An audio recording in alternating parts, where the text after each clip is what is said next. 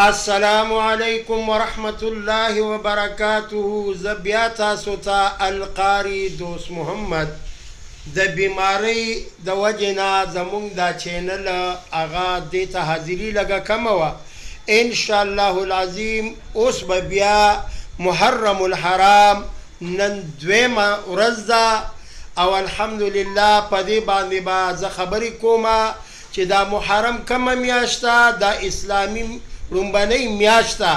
څنګه چې په جنوري، فروری، مارچ، اپریل وي، داسې محرم الحرام دا په اسلامي میاشتو کې لومبنۍ میاشت ده.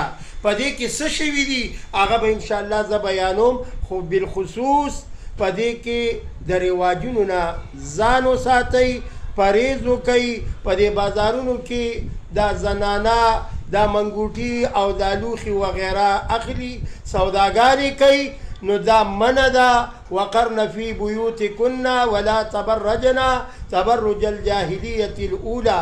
رب العالمین فرمایی زنانو ته حکم دی چې تاسو کورونو کې په آرام سره او په حیا کې کینئ، بهر ته د جاهلانو غوندې مه راوځئ. نو دا رواجونه پرېږدئ چې تاسو په دغه میاشت، په دغه ورځ پادیرو کې، په زیارتونو کې، زه د زیارتونو خلاف نه یم.